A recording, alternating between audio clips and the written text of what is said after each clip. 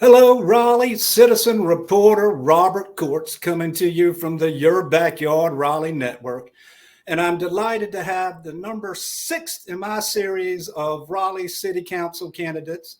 And today I am lucky to have mayoral candidate Janet Cowell. Candidate Cowell, thank you for joining me today. Robert, thank you for all that you do for Raleigh. Well, I think we both love Raleigh with all our hearts, and service then is just what we do. But would you just take a minute, Candidate Cowell, tell us a little bit about yourself and why you're running for mayor?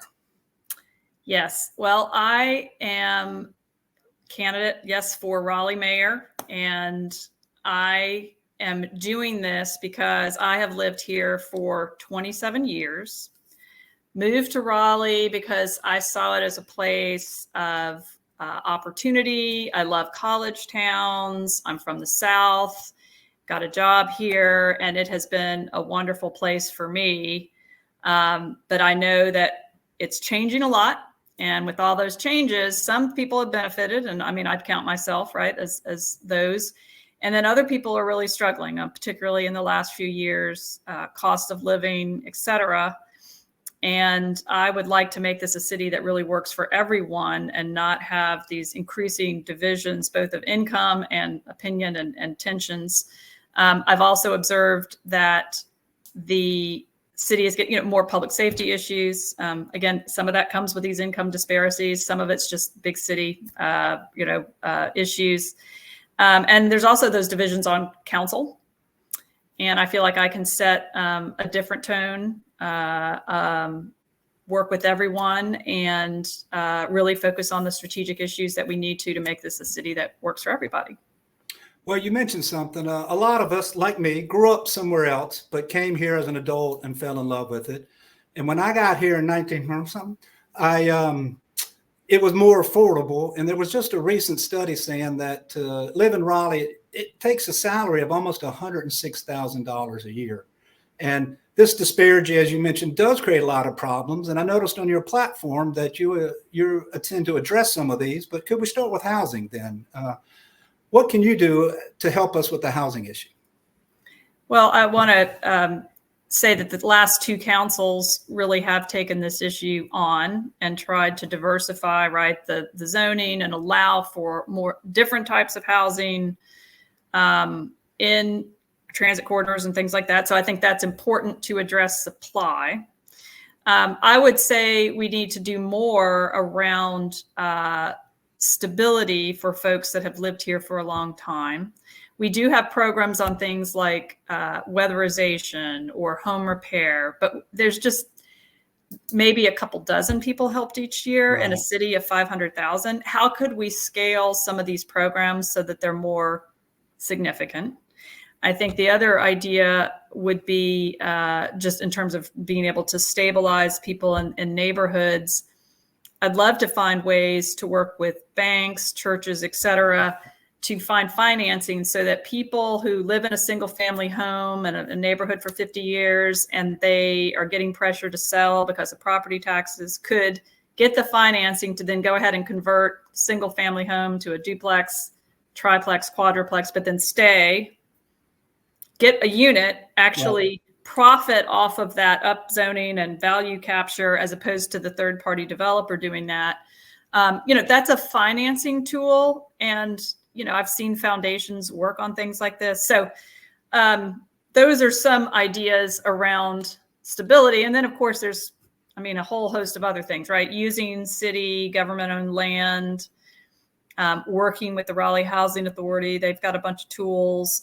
Redevelop. I live right next to Heritage Park. That is one of the largest affordable housing plan developments, mixed use, coming up. And part of it also just getting these projects going. Some of these things have been in planning for years, and you'd like to just let's go execute them. Well, Heritage Park's a fine example of what we've done right? We're really increasing the numbers there. I think we went from 100 and some affordable units to potentially 900 and some when it's completed. Yep. And that's significant growth. And I think all of Raleigh takes pride in Heritage Park and what it can be. I want to come back to, you mentioned something about homeowners with single family being able to turn it into duplexes or more.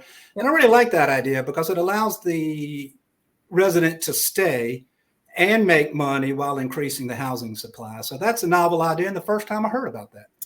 Well, I live in Boylan Heights, and Boylan Heights has really walked the walk over decades. There's a number of group homes here, a number of these homes. My own house was a duplex. I renovated it, but I kept it a duplex. I have a unit upstairs and earn rent, and that helps me pay this mortgage, but also provides a different unit of housing. I think that now we have some of these more streamlined approvals for duplexes, triplexes, et cetera, that it's an opportunity. I know there's issues of trust. I've had people say, I tried to do that, and we approached people and they thought it was a scheme or a scam. And so that's where I think working with churches, financial institutions, you really need some trusted partners, because there's a lot of folks in the city, who have not been treated well and have experienced discrimination and targeting for decades. And so I realize there's a lot of pieces that would have to come together, but that we're going to need to try everything.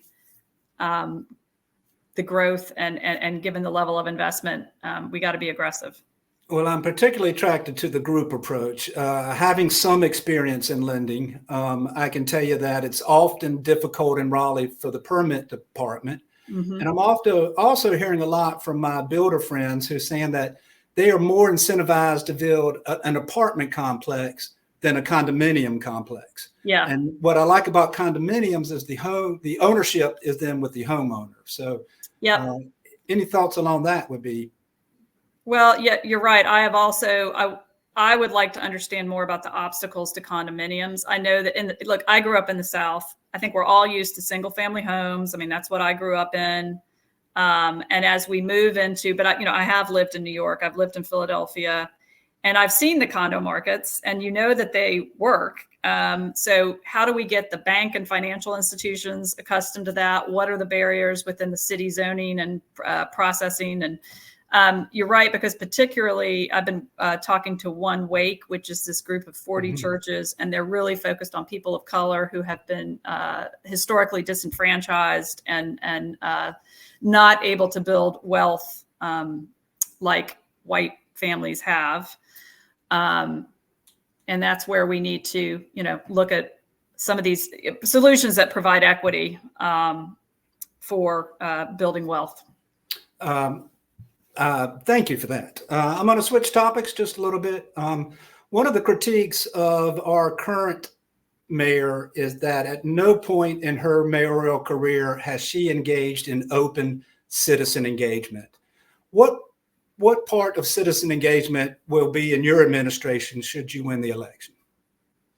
Well, the city council in and of itself is probably the most approachable and open body. And I think that's why you've seen, so many of the First Amendment rights, people bring all sorts of issues to city council because it is one of the few areas of government, You can't get to the governor, you can't get to the House Speaker, the U.S. Senate, but you can always come to city council. And so I think that there has been a lot of public input. And then, of course, the CACs, the Citizen Advisory Committee, which has been voted to be reinstated, but we still got to get the details. I think a lot of that will fall to the next mayor and council.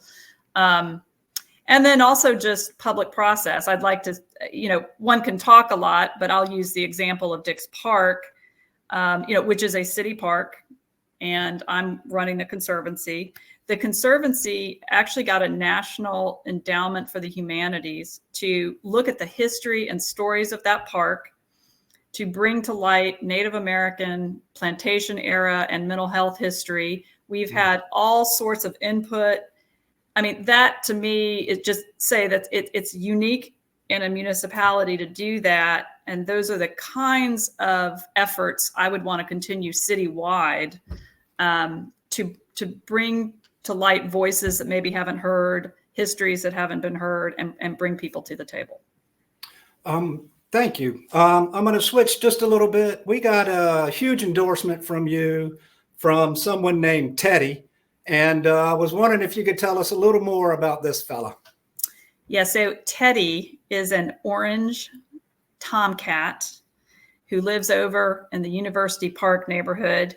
And Teddy apparently has been running a charm campaign and is now a candidate for mayor. And I have an orange tomcat named Leo, who of course was highly threatened by this because Leo's got his own grand plans to, rule the roost.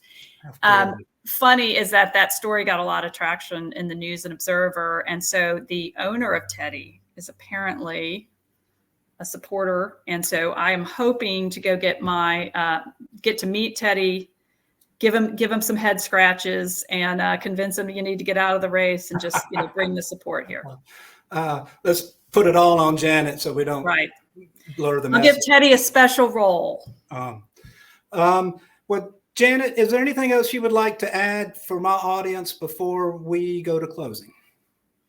Well, I appreciate what you're doing around local businesses. And I think that, just as mayor, I want to figure out how to be more supportive. I've thought about, as we convene people, how can I do convenings, at local restaurants? I know that Charles Meeker did this when he was mayor. I served with Charles, making sure, that we're really tapping all the talent that's out there.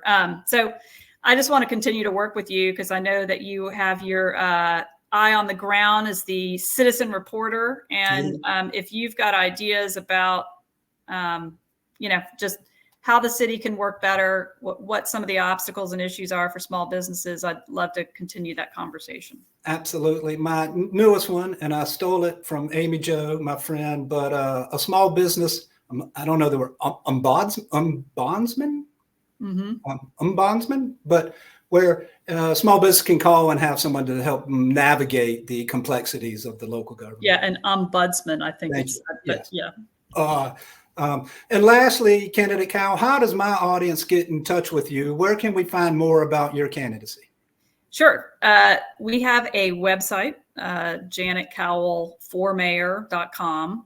And on there, to your point, Robert, we have a two-way. So we have invited people to provide ideas if they have things they think that I haven't mentioned on my website and they want me to know about. And we've had, I'd say several dozens of people who have shared ideas there. I do read those. I get notifications.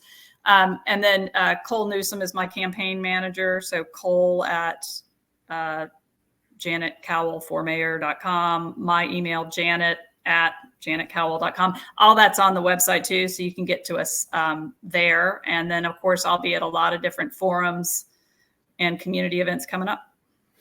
Well, Raleigh, let me tell you, candidate Janet Cowell for mayor, all this and more is in your backyard. Janet, thank you for joining us. Let's wave them out.